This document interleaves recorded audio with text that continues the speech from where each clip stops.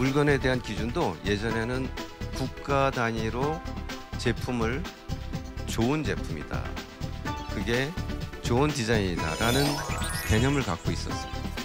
이제는 누구가 디자인했느냐, 어디에 디자인했느냐, 그것이 더 중요합니다.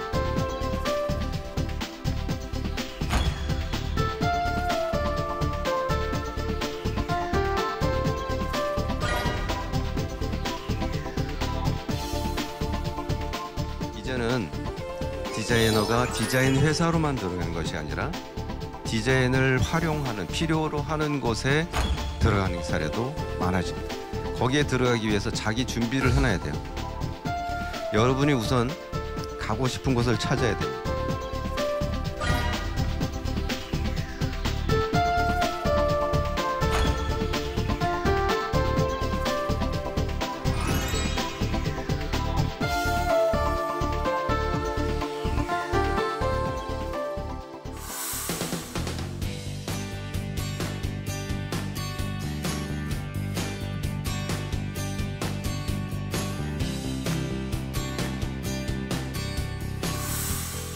오늘 제가 여러분하고 같이 나눌 이야기는 타이틀의 시작이 디자인이에요. 디자인은 트렌드라고 하는 현상을 오늘 이야기를 좀 나누어서, 그러면 앞으로 우리는 어떻게 해야 될까에 대한 고민을 시작해 볼까 합니다. 자, 디자인부터 정의하겠습니다. 디자인은 무엇이라고 생각하나요? 여러분 지금 원하시는 분야가 조금씩 달라요. 공간 쪽을 생각하시는 분도 계시고, 패션 생각하시는 분도 계시고, 웹 디자인도 기획하시는 분도 계세요. 다 디자인이라는 타이틀은 있지만 하고 있는 내용, 그다음에 그것이 다루는 범위, 그것에 대한 파생되는 효과는 다 다릅니다. 근데 그걸 다 디자인을 묶어놨으니까 디자인은 굉장히 많아요. 저는 현재 소속이 한국디자인단체 총연합회라는 곳입니다. 거기에는 우리나라의 디자인 단체 30개 단체가 가입이 돼 있어요. 30개 단체 중에 같은 내용으로 정확하게 중복되는 곳은 단 한 곳도 없습니다. 다 다른 곳이에요. 전공이 다 달라요. 인테리어도 있고요, 패션, 섬유, 주얼리, 시각 디자인, 제품 디자인, 서비스 디자인 다양하게 있습니다. 자, 디자인은 뭘까요? 저는 이렇게 설명드릴게요. 저희 집 아파트예요. 엘리베이터입니다. 안쪽에서 보면 현재 보시는 것 같은 안내 사인이 붙어 있어요. 여기 있는 내용을 한번 볼까요? 여기 있는 글은 주의, 손이 있고 사선이 그려 있고 손대지 마시오. 자, 여기에 있는 손 그리고 사선, 이것을 픽토그램이라고 하잖아요. 이 픽토그램은 전 세계 누구든, 어린아이든 노인이든 글을 몰라도 저 그림을 보고 손을 대면 안 됩니다라는 뜻의 그림의 메시지죠. 근데 여기에 주의라고 썼어요. 손대지 마시오라고 해석을 해놨어요. 굉장히 부연 설명을 한 거예요. 만약에 조그만 꼬마아이가 이 글, 한글을 읽지 못하는 세대의 어린아이가 이 엘리베이터를 탔다면 저 글을 모르기 때문에 이 의미를 모르게 될 수도 있어요. 왜냐하면 나는 이 전달한 메시지 중에 3개 중에 2개는 모르겠거든요. 주의, 손대지 마시오는 꼬마는 못 읽어요. 2개를 모르면 가운데 거를 읽으려고 하지 않아요. 이것은 고쳐져야 되는데요. 이 옆에 있는 것은 한 가지가 더 있어요. 애매한 점입니다. 물론 주의 써 있고요. 기대면 추락 위험, 이거와 같은 등가의 설명이죠. 근데 기대지 마시오는 알겠어요. 근데 이거는 뭐죠? 떨어지지 마시오예요. 이건 설명이 뭔가 잘못된 거예요. 자, 이것은 띄어내고 요렇게 바꾸는 것이 훨씬 더 빨리 알 수 있습니다. 인지하기가 좋아요. 누가 봐도 쉽게 알 수 있어요. 아까보다 선명하게 보입니다. 이것을 이렇게 바꾸면 조금 더 크게 할 수 있어요. 같은 면적, 같은 위치에 전달하고자 하는 주의의 메시지를 명확하게, 확실하게 알 수 있게 만드는 것이 시각 디자인에서 픽토그램이 하는 일입니다. 사람들에게 감성이라는 것이 어떻게 중요하게 전달이 되고 작용이 됐는가라는 부분의 실증을 말씀드리면, 디자인이라고 하는 단어가 우리 생활에서 쓰이고 디자인된 물건들이 실제 사람들에게 쓰여지기 시작한 것은 산업혁명 이후입니다. 그전에는 개인들이 어떠한 소유의, 자기 소유의 양산되는 물건을 사서 쓰는 일이 없었다고 봐야 돼요. 주문 제작한 가구, 주문 제작한 옷이, 그것이 일반인들은 갖기 어려운 상태로 일부 조금 그 귀족이라든가 왕족이라든가 하는 사람들에 한해서만 이루어졌고, 대부분 평민들은 자기가 만들어 입거나 만들어 쓰는 일들이 많았던 시대죠. 그런데 산업혁명이 되면서 같은 물건을 반복적으로 만들어내기 시작했고, 그 물건들을 사서 쓰면서 거기에 디자인된 물건, 이런 것들이 만들어지기 시작합니다. 그래서 초기에 만들어지는 양산의 물건들은 많이 만드는 게 중심이었어요. 그래서 그때 관리했었던 기준은 생산 관리예요. 그래서 60년대에는 토탈 프로덕트 매니지먼트, 얼만큼 만들어내냐, 무엇을 만들어내냐에 관심을 두었던 시대인데, 그게 20년이 지나면 80년대에서는 그 물건의 퀄리티를 관리하기 시작합니다. 단순하게 볼펜을 얘기할게요. 예전에 볼펜은 글씨가 써지면 됐어요, 초기에. 그러다가 80년대에 들어서면서는 글씨가 잘 써지는 볼펜이어야 합니다. 볼펜에 요즘에도 그런 볼펜이 간혹 있긴 하지만, 검정 볼펜이 똥이라고 해요. 그 묻어나오는 게 있죠. 원하지 않는 덩어리가 나오는 게 있는데, 그런 것이 없어지기 시작하는 게 퀄리티입니다. 그리고 일반 농축된 잉크가 들어가 있는 게 아니라 묽은 잉크가 들어가서 훨씬 쉽게 써지는 플러스 펜이라고 보통상 부르는 사인펜 같은 펜이 나오는 게 80년대죠. 그리고 나서 20년이 또 지나고 난 2000년대에서는 바뀌는 것이 토탈 디자인 매니지먼트입니다. 여러분, 모나미 볼펜 아시죠? 모나미 볼펜의 원형 형태는 생산된 때로부터 지금까지 크게 바뀌지 않았어요. 위에 누르고 옆을 누르면 다시 볼펜심이 들어가는 형태인데, 그 형태를 계속 유지하고 있다가 최근에 엄청나게 많은 형태의 모나미 볼펜이 쏟아져 나오는 거 알고 계실 겁니다. 이제는 퀄리티를 지나서 디자인으로 넘어가는 시대이기 때문에 모나미 볼펜도 이제 환갑이 넘은 나이에 그런 변화를 가져가고 있는 겁니다. 우리의 보편화된 생활 속의 디자인은 60년대부터 시작했지만, 이미 그 오래전부터 우리에게는 우리를 편하게 하는 계획, 그리고 우리에게 어떠한 감동이나 감흥을 주기 위한 계획들이 실행은 되어 왔어요. 그래서 디자인이라는 것이 중요도가 올라가면서 이제는 물건에 대한 기준도 예전에는 미제, 미국 제품, 독일제, 일본제, 이렇게 국가 단위로 제품을 좋은 제품이다, 그게 좋은 디자인이다라는 개념을 갖고 있었어요. 그것이 조금 바뀌었습니다. 이제는 누구가 디자인했느냐, 어디에 디자인이냐, 그것이 더 중요합니다. 최근에 그 배출되는 가스 때문에 논란을 일으켰지만, BMW, BMW가 아니죠, 폭스바겐이었나요? 아우디 자동차. 아우디는 독일차, 폭스바겐 독일차라고 뭐 대부분 우리가 인식하고 있는데, 우리가 쓰는 차들의 대부분은 실은 독일산이 아니고 메이드 인 차이나나 메이드 인 인도네시아, 베트남에서 부품들이 조립되어서 우리에게 전달됩니다. 어느 브랜드냐가 중요한 것이지, 이제는 어디서 만들어졌냐는 중요하지 않은 시대가 된 겁니다. 디자인의 중요성이 부각되고 있다는 거죠. 여러분 에어비앤비는 다 아시죠?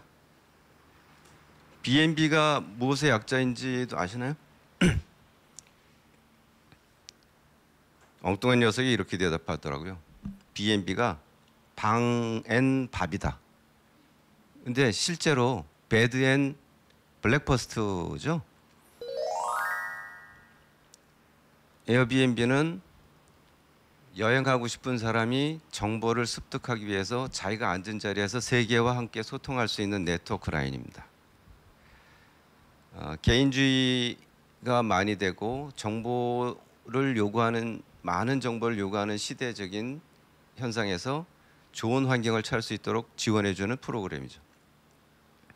근데 이걸 왜 디자인과 연결시켜서 얘기를 하느냐? 에어비앤비의 설립자 조 게비아, 이름이 좀 속도하죠? 디자인 앳 아일랜드 스쿨 오브 디자인 출신입니다. 디자이너예요. 창시자가. 공유라는 부분과 네트워킹이라는 부분과 니즈에 대한 솔루션을 섞어서 만든 게 에어비앤비입니다. 일반 숙소가 아니라 그 사람의 생활에 들어가 보고 싶다. 어디 있는지 찾아야 되겠고 또 누군가는 내 집에 손님으로 받아들이고 싶다라는 네트워킹을 만들어준 거죠. 전혀 모르는 세계인들이 이 사이트를 통해서 네트워킹이 되고 서로 만나고 소통하게 됩니다. 딱 사례를 하나만 하면 안 믿으실 거예요. 다른 사례, 비메오 아시죠? 영상을 통해서 PPT나 자료들을 공유하는 프로그램이죠. 같은 관심사 분야를 공유할 수 있고 서로 정보를 나눌 수 있는 형태의 네트워크 프로그램입니다. 설립자가 누군지 봅시다. 빨리 넘어갔네요. 비메오 설립자 잭 클레인도 BA 스튜디오 아트 앤 워크 포레스트 유니버시티 출신입니다. 디자이너예요. 디자이너이기 때문에 문제를 인식하고 해결 방안을 찾아낸 겁니다. 그러면 유튜브 마찬가지예요. 인디애나 유니버시티 디자인 전공자예요. 뭐 핀터레스트 당연히 전공자죠. 이 사람은 페이스북에서 디자인을 하다가 독립해서 핀터레스트를 만들었어요. 핀터레스트는 설립하고 나서 5년 동안은 수익이 없었습니다. 지금도 수익이 거의 없는 구조예요. 하지만 그 재산 가치는 약 11조를 치고 있어요. 앞으로 거기에 올라오는 이미지들의 판매가 연결이 될 겁니다. 상업적인 광고를 통해서 오는 정보에 신뢰하지 않는 부분이 있죠. 과장 광고일 수 있죠. 근데 많은 사람들이 공유하고 있는 정보 제공의 시대에서 내가 좋아요를 하나 누른 그것이 다른 공유하는 사람들 간에 누군지 모르지만 세계가 같이 소통하는 긍정적인 부분에 평가를 할 수 있고 그 제품에 대한 신뢰도를 높일 수 있고 그럼 그 제품이 팔려나갈 수 있는 거죠. 이제 판매 라인이 연결이 되면 그 가치를 할 수 있다고 예상을 해서 이미 높은 가치가 매겨져 있어요. 우리나라의 미미박스, 배달의 민족 김봉진 대표 실내 디자인을 전공하고 시각 디자인을 전공한 디자이너 출신이고요. 역시 하영석 대표도 저분은 디자인 마케팅 전공했어요. 그러면서 미미박스 화장품 회사를 진행하고 있죠. 자, 이러면 이 정도 사례면 꼭 디자이너라고 하는 전공을 한 사람이 디자이너로 직접 가구를 만든다거나 조명 디자이너가 조명을 만든다거나 또 패션 디자이너가 직접 옷을 만들다거나 하지 않더라도 새로운 사업의 형태를 하고 있거나 할 수 있거나 할 수 있구나 라는 생각을 가지셨으면 좋겠어요. 제가 오늘 얘기 드리고 싶은 것 중에 중요한 부분이 이겁니다. 디자인의 미래는 그러면 여러분들은 나는 무엇을 어떻게 해야 할까? 앞서서 얘기한 대로 그 세상이 원하는 형태 변하고 있는 상황 때문에 니즈가 달라져 가고 있는 부분을 조금 빨리 앞서가면서 만든 사람들은 디자인 분야에서 앞서가는 성공한 사람들입니다. 여러분도 앞서가셔야 되는데 간혹 이상한 역설 때문에 자기 자신을 움츠리는 분들이 계세요. 제가 젊은 분들에게 꼭 하고 싶은 이야기 중에 하나인데요. 이 표는 제논의 역설을 그래프로 그려놓은 겁니다.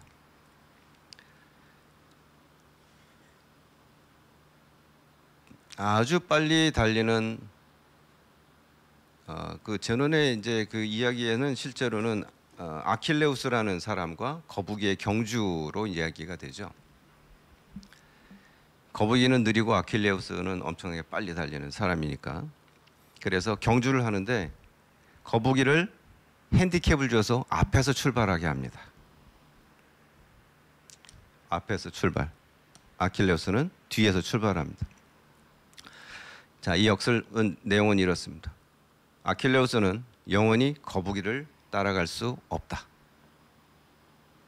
보죠. 자, 둘이서 첫 번째 여기 위 선상에서 여기 땅 하면 출발합니다. 아킬레우스가 거북이가 있는 자리까지 갑니다. 가는 동안 거북이는 속도는 느리지만 앞으로 전진을 하죠.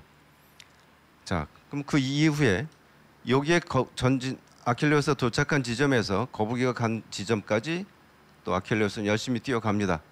하지만 속도는 느리지만 거북이는 앞으로 또 조금 갑니다.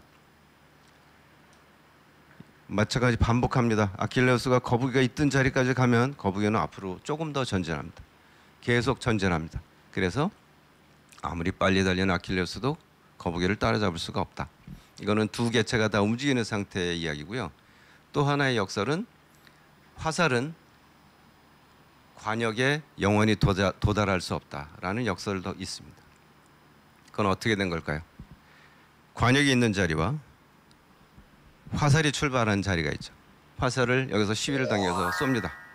이 전체 거리의 2분의 1이라는 시점에 이 화살이 날라오죠. 2분의 1 왔어요. 남은 거리의 2분의 1인 지점까지 화살은 또 갈 수 있습니다. 자, 2분의 1까지 또 갈 수 있죠. 2분의 1까지 갈 수 있습니다. 계속 2분의 1까지 갈 수 있죠. 어디까지 가더라도 2분의 1이라는 것은 존재합니다. 길이가 있는 한. 그러면 영원히 2분의 1만 갑니다. 자, 이건 역설이에요. 근데 실제는 어떤가요? 아킬레우스는 거북이를 따라잡을 수 있습니다. 화살은 관역에 꽂힙니다. 젊은 분들 중에 나는 무엇을 하고 싶어? 나는 어디에 가고 싶어? 직업과 연결하면 나는 이러한 일을 하고 싶어. 그리고 어느 회사에 들어가고 싶어. 그런데 내가 거기에 이력서를 내면 자꾸 떨어져. 난 거기에 못 갈 것 같아. 역설에 빗대어서 얘기해 드릴게요. 이론상으로는 못 갈 것 같아요. 하지만 여러분 가실 수 있어요. 왜냐하면 화살은 꽂힙니다. 아킬레우스는 따라잡을 수 있어요. 뭐가 필요하죠? 여러분에게 속도가 필요한 거예요. 힘이 있으면 갈 수 있습니다. 자, 힘과 속도 만들어 보겠습니다. 여러분이 가고자 하는 분야를, 내가 하고자 하는 분야를 조금 큰 눈, 넓은 시야로 보셔야 돼요. 그렇게 아셔야 돼요. 디자인 쪽에 진출한다라는 분야에서 디자인 회사가 있어요. 순수하게 디자인 회사. 그 다음에 디자인을 만들어주는 디자인 제조를 하는 공장이라고 할 수 있는 제조 기반의 회사가 있어요. 그것을 판매, 유통하는 디자인 관련 회사가 있어요. 다 디자인 관련 담당자들이 있어야 존재가 되는 다이렉트 디자인 회사예요. 거기 이외를 알려드릴게요. 우리나라에는 공무원 중에 디자인 전공 공무원이 있습니다. 만들어진 게 2009년도부터 뽑기 시작했어요. 이제 한 7, 8년 됐죠. 그래서 아직 고위 공무원은 없어요. 이제 7급, 8급, 9급 공무원을 뽑았으니까 그분들이 이제 승진해 나가면서 공무원이 되겠죠. 디자인 직렬 공무원이라고 그래요. 부를 때 직렬이라는 단어를 쓰죠. 그러니까 디자인 전공 공무원입니다. 만들어진 지가 얼마 안 된 분야이기 때문에 이 분야에 진출하시면 굉장히 가능성이 있어요. 뭐 여기 공무원도 계시기 때문에 디자인 공무원 철밥통 뭐 이런 얘기 하잖아요. 근데 뭐 꼭 그래서만이 아니라 공무원으로서 해야 되는 디자인 분야는 아주 독특합니다. 국가를 위한 일에 디자인을 적용해서 국가의 행정과 국가에서 시행하는 결과물에 디자인을 담는 거예요. 같은 예산을 가지고 훨씬 더 좋은 결과물을 만들어내는 사람이에요. 디자인에 예산 추가 더 들어간 일 많지 않습니다.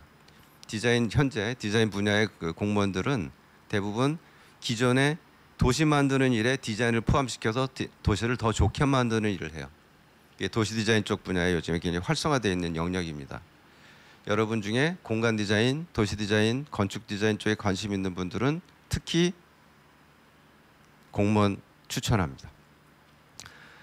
현재 디자인 공무원 중에는 시각 디자인, 제품 디자인 하신 분들도 계세요. 공무원 괜찮습니다. 또 그다음에 중앙기관 산하의 디자인 기관들이 있어요. 지금 조금 전에 보신 여기 한국디자인진흥원은 산업디자인부 산하의 디자인 진흥기관입니다.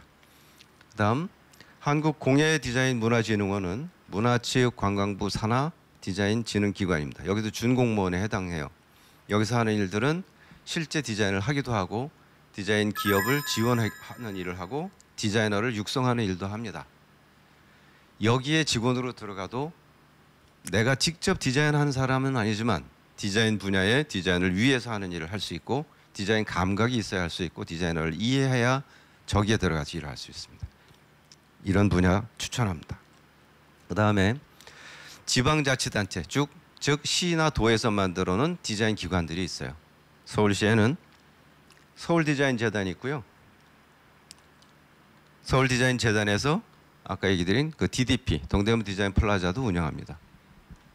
동대문 디자인 플라자에서 일해 볼 생각 없으세요? 아주 재밌을 거예요.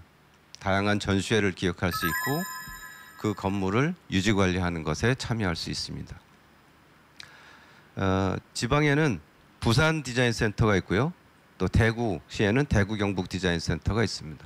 광주에 광주 디자인 센터가 있고 여기에서는 광주 디자인 비엔날레를 운영하고 있습니다. 여기도 전시 기획도 하죠.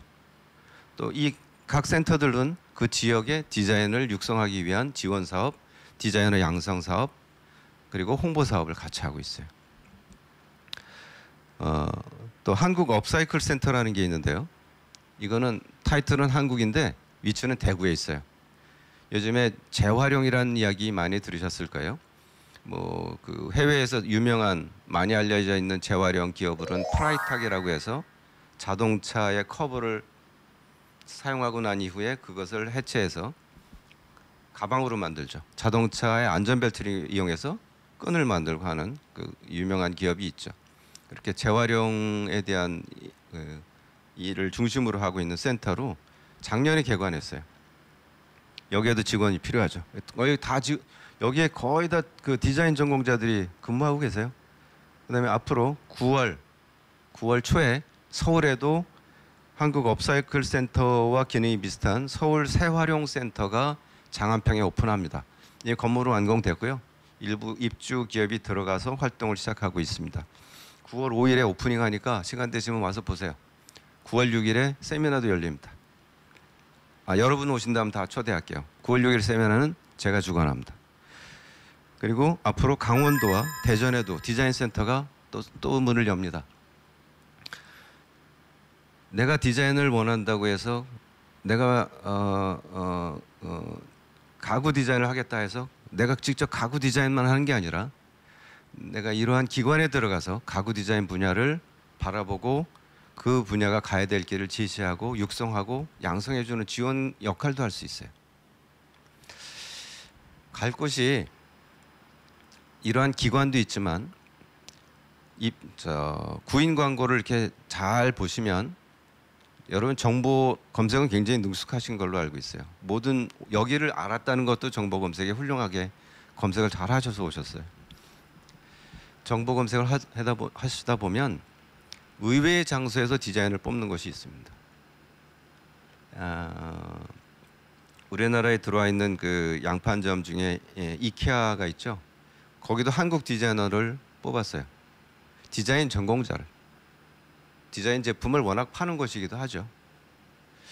한샘, 거긴 디자이너 비중이 굉장히 높아요. 근데 은행에도 디자인을 뽑은 사례가 있어요. 신한은행에 있는 그 부서 중에 하나는 그냥 일반 부서인데 그 중에 디자이너가 2분이 계세요. 뭐 한 사람은 대학 졸업해서 입사해서 지금까지 거기에 디자이너로 있어요. 제 사례도 아까 한국통신의 디자이너로 있었어요.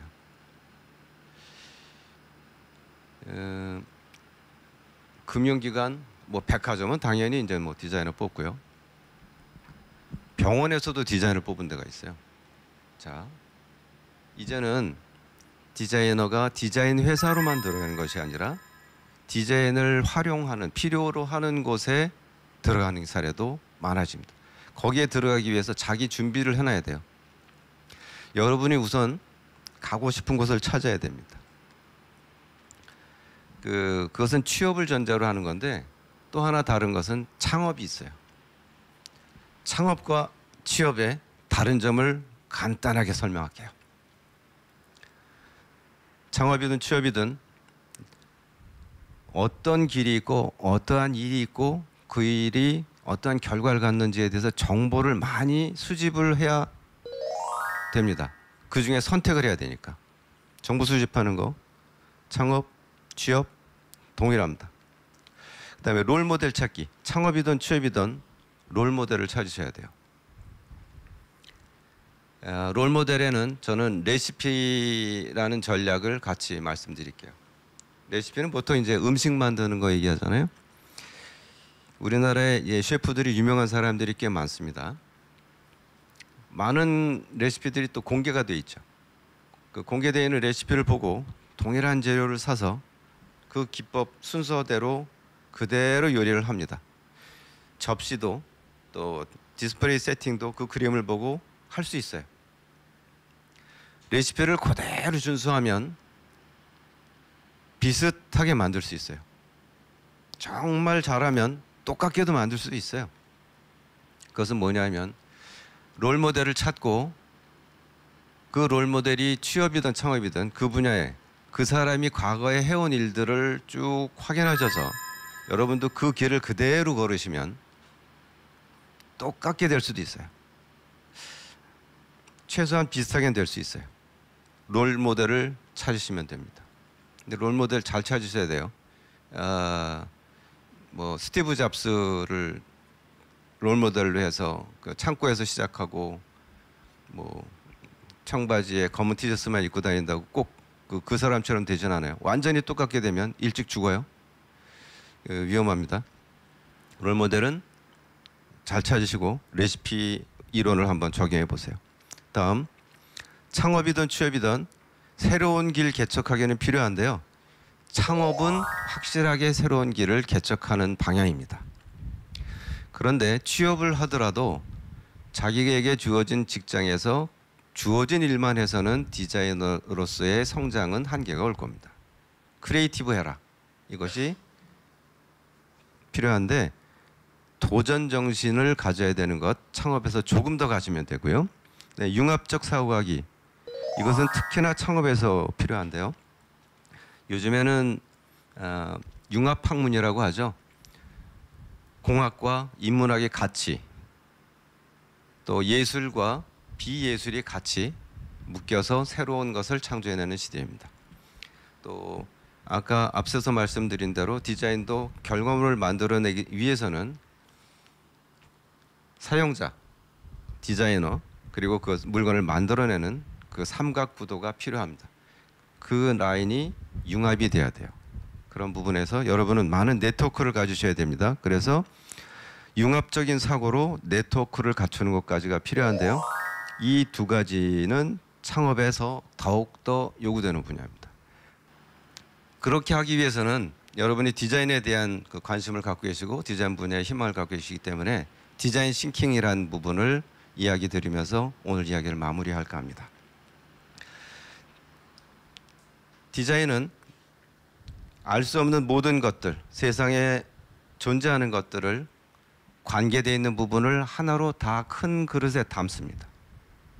그 담은 것을 정리를 하는데 통계학적인 경험적인 규칙을 이용해서 정선하는 방식 과정을 거칩니다. 그리고 거기에 자신의 아이디어를 넣어서 나만의 규칙을 통해서 결과물로 생산, 창조해냅니다. 그것이 디자이너가 갖는 디자인 싱킹의 기본 프레임입니다.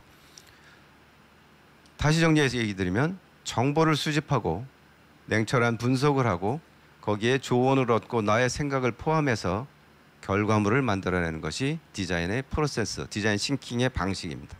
여러분들이 이제 이러한 형식으로 이제까지 살아오셨지만 조금 더 구체적으로 해보세요. 그러면 결과물은 정말 알찬 결과물을 가져오실 수 있을 겁니다. 디자인에 대한 희망, 디자인에 대한 기대, 여러분이 가고자 하는 디자인 미래의 직업에 대한 방향도 디자인 싱킹을 통해서 한 번 더 정리해 보시고 희망, 버킷리스트를 통해서 비전, 목표를 세워보시면 좋겠습니다. 자, 이런 얘기를 통해서 보면 아까 얘기한 100가지 직업 중에서 훨씬 직업의 숫자가 늘어날 겁니다. 붉은색이 초기에 얘기 드린 디자이너라고 타이틀이 붙어있는 직업들이고요. 청색으로 추가로 된 표시들이 얼마든지 디자인 분야에서 접근해 나갈 수 있는 분야들입니다. 이렇게 따지면 전체의 25%가량이 됩니다. 미래의 유망 직종 100개 중에서 25%에 해당하는 4분의 1에 해당하는 직업이 여러분이 관심을 갖고 계신 디자인 분야입니다. 여러분의 갈 길은 다양하고 가능성을 무한히 갖고 있습니다. 자, 이제 여러분이 훗날 성공하실 거로 기대합니다. 성공하시리라 믿겠습니다. 그러면 여러분이 농익은, 무르익은 여러분의 기술을 한 번쯤은 적정 기술이라는 것으로 생각해 봐 주시기 바랍니다. 잘 익은 기술을 나누는 것이죠. 사례는 이런 거죠. 아프리카에 뭐 대표적으로 많은 거는 이제 라이프 스토어라고 해서 흙탕물을 마실 때 흙을 빼고 물만 마시게 하는 라이프 스토어인데 이것은 접시 형태예요. 그래서 물에 띄워놓으면 맑은 물만 위로 이렇게 올라오게 돼서 물을 마실 수 있게 한, 이거 우리나라 디자이너입니다. 그다음에 요거는 사운드 에프킬라. 에프킬라라고 하면 우리가 빨리 이해하니까. 아프리카에 에프킬라를 줘서 모기를 쫓게 하는 거, 그 안에 들어있는 용액 다 쓰면 그냥 깡통 못 쓰게 되죠. 버려야 되죠. 아프리카에 오히려 깡통 만들어놔요. 그렇게 하지 않고 만든 케이스인데요. 요건 뭔가 하면 사용하기 전에 흔들어요. 흔들면 안에서 실제 그 에프킬라라고 하는 그 약처럼 소리가 납니다. 딸랑딸랑 소리 나요. 그 흔들리면 뭔가 하면 그 안에서 진자가 움직이면서 전기를 발생시키는 겁니다. 약간의 발전이 되면 버튼을 누르면 곤충이 싫어하는 주파수의 소리가 나가요. 사람은 안 들려요. 그 주변에 벌레, 모기를 쫓아주는 겁니다. 이 깡통은 흔들어서 쓰면 되니까 버릴 일 없어요. 아프리카에 공해를 발생시키지 않고 계속 쓸 수 있는 제품입니다. 우리나라 디자이너가 했어요. 카이스트에 있는 배 교수가 만든 겁니다. 자, 요거 이게 라이프 스트로우예요. 이렇게 흙탕물에다가 이렇게 바로 마실 수 있게 만든 제품이고요.